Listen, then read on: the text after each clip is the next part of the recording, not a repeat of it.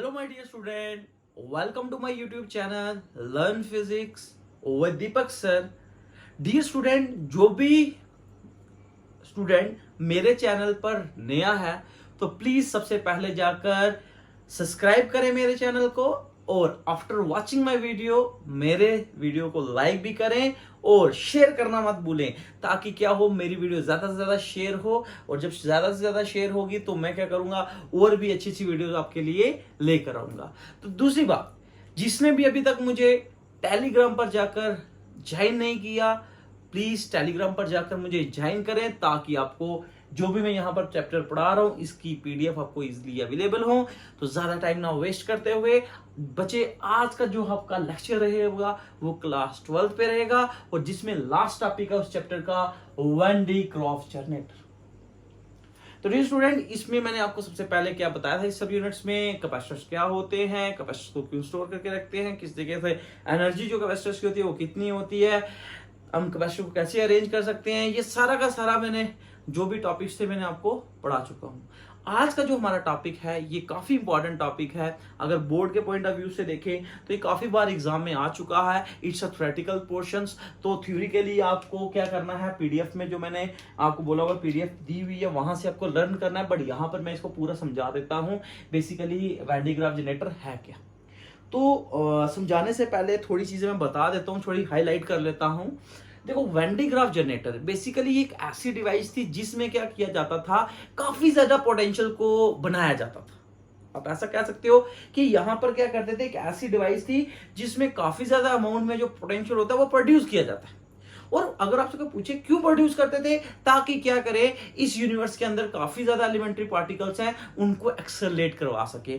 क्यों, आपने बहुत सी बार टीवी में भी सुना होगा कि आज इलेक्ट्रॉन इलेक्ट्रॉन की टक्कर हुई, इलेक्ट्रॉन प्रोटॉन की टक्कर हुई। तो जब एक दूसरे का टकराते हैं तो उनके पास एनर्जी काफी ज्यादा अमाउंट में प्रोड्यूस हो जाती है। और कैसे प्रोड्यूस होती है, उनको एक्सेलरेट करवाने के लिए जो डिवाइस यूज की जाती है उसी डिवाइस को हम कहते हैं वैन डी ग्राफ जनरेटर। और इसको डिजाइन किसने किया था, वैन डी ग्राफ ने किया था इन 1931 में। तो मैं मेन चीजें यहां पर समझाऊंगा आपको डियर स्टूडेंट, तो इसको ध्यान से समझना। तो सबसे पहली बात आते हैं हम, वैन डी ग्राफ जनरेटर आपको समझ आ चुका है क्या करता है, produce is a device which is used for producing लिख देते हैं सीधा, प्रोड्यूसिंग हाई पोटेंशियल डिफरेंस। और ये जो पोटेंशियल डिफरेंस होगा इसके थ्रू क्या होगा, to accelerate the charge particle. कैसे यूज किया जाएगा, to accelerate the charge particle. अब वो पार्टिकल कौन कौन से हो गए हमारे पास, इलेक्ट्रॉन हो सकता है, प्रोटॉन हो सकता है, अल्फा पार्टिकल्स हो सकते हैं, एक्सेट्रा मैं लिख रहा हूं। तो इन सब पार्टिकल्स को एक्सेलरेट करवाने के लिए जिस डिवाइस का यूज किया जाता है उस डिवाइस को कहते हैं वैन डी ग्राफ जनरेटर। तो अब हमारे पास वैन डी ग्राफ को समझने के लिए दो बेसिक से प्रिंसिपल्स हैं। अगर ये दो बेसिक प्रिंसिपल आपको समझ आ गया तो ये पूरा का पूरा जो वैन डी ग्राफ का जो स्ट्रक्चर मैंने आपके सामने बनाकर रखा हुआ है ये इजिली आप समझ पाओगे। तो हम बात करते हैं कि इसकी प्रिंसिपल कंडीशन, क्योंकि प्रिंसिपल ही तो मेन होता है ना किसी भी चीज का। मीन्स इसकी वर्किंग कंडीशंस क्या है, किसकी, अच्छा वैन डी ग्राफ जनरेटर की। तो डियर स्टूडेंट, तो सबसे पहली बात अगर हम देखें तो मैं आपके सामने क्या करता हूं, एक कोई भी मान लो एक शेप क्रिएट कर देता हूं। तो मान लीजिए लेट्स सपोज करो मेरे पास कोई ऐसी शेप है, सपोज करो। तो जब मैं क्या करता हूं, इस पे कोई चार्ज को डिस्ट्रीब्यूट कर देता हूं, तो एज यू नो दैट, अगर तुम ध्यान दो यहां पर, ये जो शार्प एजेस होंगी इसकी, इस स्फीयर की जो ए स्फेरिकल टाइप था, इसकी जो शार्प एजेस है यहां पर तुम अगर देखो तो यहां पर जो चार्ज की डिस्ट्रीब्यूशन है वो ज्यादा होगी as compare to this region. दिमाग में थोड़ा लेना। तो यहां पर एक सरफेस चार्ज डेंसिटी यहां पर ज्यादा होगी, और यहां पर अगर तुम ध्यान दो तो यहां का रेडियस जो होगा वो समान होगा। तो हम यहां से कह सकते हैं कि जो सरफेस चार्ज डेंसिटी मींस, मान लो आप बोल सकते हो सिग्मा से रिप्रेजेंट कर रहे हैं, ये इनवर्सली डिपेंड कर रहा है किस पे, रेडियस पे। तो हम यहां से कह सकते हैं कि जो सरफेस चार्ज डेंसिटी है वो शार्प एजेस पे क्या होती है, ज्यादा होती है। तो यहां से मैं एक पॉइंट बोल सकता हूं, surface charge density is more in sharp point. मतलब शार्प पॉइंट पे क्या होगा, जो चार्ज की डेंसिटी होती है वो ज्यादा होती है। एक बात समझ आई होगी आपको। अब इसको मैं यहां पर रिप्रेजेंट करता हूं इसके इसी के साथ। मान लीजिए क्या होता है, आपके पास ये कोई एक काम है। बच्चे बात को समझना, देखो मैं क्या कर रहा हूँ, डिसइंटीग्रेट कर रहा हूँ, इस फिगर को डिसइंटीग्रेट करके समझा रहा हूँ। ठीक है, दो प्रिंसिपल है, ये दोनों प्रिंसिपल समझना, उसके बाद मैं वहां पर आ जाऊंगा वर्किंग पे। मान लीजिए आपके पास क्या है, ये एक कोई काम है। ठीक है बच्चे, और यहां पर मान लीजिए कोई एक बेल्ट है, और ये बेल्ट जो है वो इंसुलेटिंग है, इंसुलेटिंग। अब क्या होता है, एज यू नो दैट कि इसके जो शार्प एजेस होंगे, इस शार्प एज में मान लो यहां से कोई एक पॉजिटिव पोटेंशियल इसको दे रहा हूं मैं, मान लो positive negative positive negative positive negative positive negative, तो यहां पर इसको क्या दिएगे, पॉजिटिव चार्ज दिएगा। जब इसको मैं पॉजिटिव चार्ज दूंगा, ऑब्वियस सी बात है इसके जो नोकीलेपन होंगे, जो शार्प एजेस होंगे, वहां पर चार्ज की डेंसिटी क्या होगी, ज्यादा होगी।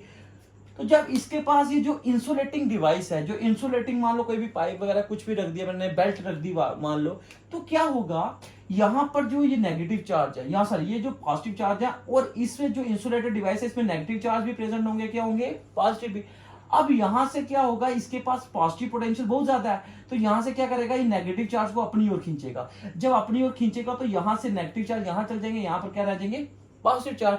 तो यहां पर ये जो पॉजिटिव चार्ज थे, इनको क्या हो गया, ये डिस्चार्ज हो गए, इसी को कहते हैं कोरोना डिस्चार्ज। भाई कोरोना नाम सुना हुआ ना आपने, तो हम कह सकते हैं इसमें क्या होता है, corona discharge, corona discharge will take place. तो कोरोना डिस्चार्ज आपको समझ आया होगा कि शार्प एजेस में मैंने चार्ज को जब दिया, पॉजिटिव चार्ज दिया, इसके साथ मैंने इंसुलेटिंग डिवाइस रखी, तो इंसुलेटिंग पॉजिटिव चार्ज होते हैं और नेगेटिव होते हैं। अब यहाँ पर पॉजिटिव पोटेंशियल काफी ज्यादा था, जिसके कारण यहाँ से इलेक्ट्रॉन यहाँ पर चले गए, और इन चार्जेस को इन्होंने क्या कर दिया, डिस्चार्ज कर दिया। ऐसे एक्शन को क्या कहते हैं, कोरोना डिस्चार्ज। ठीक है, तो हम कह सकते हैं कोरोना चार्ज डिस्प्लेस। ठीक है, कोरोना चार्ज टेक प्लेस होता है यहाँ पर in case of Van de Graaff generator. तो वैन डी ग्राफ जनरेटर में कोरोना डिस्चार्ज का मतलब समझ आपको आया होगा। ठीक है, इसके बाद नेक्स्ट इसका प्रिंसिपल क्या होता है, मान लीजिए आपके पास एक छोटा सा फेरिकल कोई भी मैं बॉल ले लेता हूं, सपोज करो। ठीक है, अब इसी के ऊपर मैं क्या कर देता हूं, एक और स्फेरिकल शेल ले लेता हूं। बात को समझना, ये सेकंड प्रिंसिपल कहता है इसका। पहला प्रिंसिपल आपको कोरोना डिस्चार्ज का समझ आ गया होगा। अब क्या कहता है, मान लो मैंने इंटरनल सरफेस को, कोई भी जो भी है सरफेस, इसको मैंने कोई चार्ज प्रोवाइड किया। अब मान लीजिए ये जो इंटरनल सरफेस है, ये एक्सटर्नल सरफेस के साथ क्या हो गया, ज्वाइन हो गया। तो क्या होता है, यहां पर भी कुछ चार्ज है, सपोज करो। अब याद रखना, ये सेकंड इसका जो फिनोमेना, इसमें जो प्रिंसिपल यूज होता है वो ऐसा ही है कि जब कभी भी आप इंटरनल रीजन को एक्सटर्नल रीजन के साथ ज्वाइन करते हो, स्फेरिकल कोई भी चीज ज्वाइन करते हो, तो मान लो अगर यहाँ पर 5 कूलम चार्ज है, ठीक है, 5 क्यू, यहाँ मान लो 10 है, तो ये कहता है, इसका प्रिंसिपल कहता है कि जितना भी इंटरनल चार्ज होगा, मीन टोटल चार्ज आता है इंटरनल सरफेस, इंटरनल सरफेस में जितना भी चार्ज होगा गोज टू आउटर सरफेस, तो यहाँ पर कितना हो जाएगा, 15 कूलम चार्ज हो जाएगा। बात को समझ आई होगी। मींस हम यहां से कह सकते हैं कि जितना भी टोटल इंटरनल चार्ज होगा will go to the outer surface. तो ये आउटर सरफेस में मतलब हम कह सकते हैं यहां पर means total internal charge will go to the outer surface. Outer surface मतलब जितना भी इंटरनल चार्ज होगा सारा का सारा काम मूव कर जाएगा, आउटर रीजन पे चला जाएगा। तो ये थे इसके मेन प्रिंसिपल, जो जिसपे ये वैन डी ग्राफ जनरेटर जो है वो बेस्ड है। आओ अब मैं यहाँ पर आपको समझाता हूँ कि Van de Graaff generator work कैसे करता है। ठीक है, वैन डी ग्राफ जनरेटर की कुछ ऐसी शेप्स है, जो ये स्फेरिकल है, तो हम ये कह सकते हैं ये मेटालिक स्फीयर है। इसके साथ ये पुल्ली लगी हुई है, पुल्ली आपने देखा कराट वगैरह दी है जहाँ चक्की पीसनी होती है, वहां पर देखा होगा आप एक गोल तरह क्या होता है और उसके बीच में एक ऐसे पट्टा टाइप लगा होता है। तो सेम केस में भी है, यहाँ पर भी कुछ ऐसा ही होता है कि ये पुल्ली P2 है और यहाँ पर लिखा मैंने P1। इसी के नीचे यहाँ पर एक मोटर लगाई होती है, ठीक है, जिसका नाम भी मैंने रखा MOTOR मोटर। ठीक है, अब फिर मैंने कंस्ट्रक्शन की, यहाँ पर एक कॉम्ब है, एक C1 कॉम्ब है और एक C2 कॉम्ब है। ठीक है, और ये जो बेल्ट है, ये जो बेल्ट है ये नाइलन बेल्ट है। ठीक है, मैं यहाँ पर लिख देता हूँ बेल्ट। उसके बाद यहाँ पर एक हाई पोटेंशियल मींस कोई भी बैटरी प्रोवाइड की गई जिसका नेगेटिव यहाँ पर और यहाँ पर क्या है, पॉजिटिव है। तो ये हमारे पास एक स्टैंड है जिससे मैंने इंसुलेटिंग स्टैंड कहा। अब मैं बताता हूँ आपको इसकी वर्किंग कैसे काम करता है। बात को समझना अच्छे से। अब देखो एज यू नो, अगर तुम ध्यान दो अच्छे से, यहां पर क्या होगा, ये पॉजिटिव पोटेंशियल जब इस कॉम C1 को मिलेगा तो यहां पर कैसा होगा, कोरोना डिस्चार्ज हो जाएगा। कोरोना डिस्चार्ज मतलब ये हो गया कि इसके शार्प एजिस पे क्या आ जाएंगे, पॉजिटिव चार्ज आ जाएगा। जब इसके यहां पर पॉजिटिव आएगा तो इस इंसुलेटिंग बेल्ट के पास नेगेटिव चार्ज होगा। अब ये नेगेटिव चार्ज इसके पॉजिटिव चार्ज को क्या कर देगा, न्यूट्रलाइज कर देगा, डिस्चार्ज कर देगा। तो विच मींस यहां पर क्या हो जाएगा, कोरोना डिस्चार्ज टेक प्लेस होगा। तो यहां पर इस बेल्ट के पास कौन सा चार्ज रह जाएगा, पॉजिटिव चार्ज रह जाएगा। यही रहेगा ना पॉजिटिव चार्ज। जब नेगेटिव यहां पर चलेगा उसके बाद कौन सा रह जाएगा, पॉजिटिव चार्ज रह जाएगा। अब ये जो बेल्ट है, ये बेल्ट तो इंसुलेटिंग है, ये चार्ज को कंडक्ट तो करती नहीं है, पॉजिटिव चार्ज को कैसे कंडक्टर के ऊपर लेके जाएगी। तो इसके लिए यहां पर क्या किया होता है, हमने एक मोटर लगाई होती है। बात को समझना अच्छे से। तो ये मोटर क्या करेगी, इस चार्ज को कहां पर लेके जाएगी, जैसे मोटर को स्टार्ट करोगे ये बेल्ट ऊपर की तरफ जाएगी, तो ये चार्ज आहिस्ता आहिस्ता क्या होगा, स्टार्ट हो जाएंगे ऊपर की तरफ होना स्टार्ट हो भाई। जब यहां पर पहुंचता है तो यहां पर आपने ये देखा कि इसके पास यहां पर पॉजिटिव पोटेंशियल बढ़ रहा होगा। अब इसके कारण जब यहां पर पॉजिटिव पोटेंशियल बढ़ रहा होगा तो यहां से इसके ऊपर से नेगेटिव भी होंगे और पॉजिटिव भी होंगे। अब यहां से ये क्या चीज कैरी करेगा, नेगेटिव चार्ज को लेगा। और जब ये यहां पर नेगेटिव चार्ज इसके यहां पर प्रेजेंट होंगे तो नेगेटिव और पॉजिटिव ये आपस में क्या हो जाएंगे, न्यूट्रलाइज हो जाएंगे। तो यहां पर क्या बचेंगे, पॉजिटिव चार्ज बचेगा। और ये पॉजिटिव चार्ज इंटरनल रीजन में है तो इसका पॉजिटिव चार्ज इंटरनल रीजन में कनेक्टेड है, किसके साथ, आउटिंग के साथ। तो मैंने क्या बोला था, इंटरनल अगर कोई भी सरफेस आउटर के साथ कनेक्ट होगी तो यहां पर क्या होता है, इंटरनल चार्ज जितना भी होगा कहां चल जाएगा, आउटर रीजन के ऊपर। तो यहां पर ये जो पॉजिटिव पोटेंशियल होगा यहां पर चले जाएगा, ठीक है। इसी तरीके से क्या होगा, ये सारा का सारा चार्ज न्यूट्रलाइज होगा, वापस से नीचे आ जाएगा। फिर ये वापस से ऐसा ही टेक प्लेस, मतलब फिनोमिना टेक प्लेस होता जाएगा। फिर अगेन यहां से यहां पर जाएगा, फिर यहां पहुंचेगा, फिर यहां पर ऐसे सेम प्रोसीजर होता जाएगा। तो यहां पर क्या होता जाएगा, पॉजिटिव चार्ज आता जाएगा। तो जब यहां पर पॉजिटिव चार्ज कलेक्ट हो रहा है तो ऑब्वियस सी बात है यहां पर क्या होता जाएगा, पोटेंशियल बढ़ता जाएगा। तो मैंने अभी आपको सबसे पहली बात क्या बोली थी, ये प्रोड्यूस करता है हाई पोटेंशियल। इसी तरीके से इसके ऊपर क्या होता जाएगा, पोटेंशियल राइज अप होता जाएगा।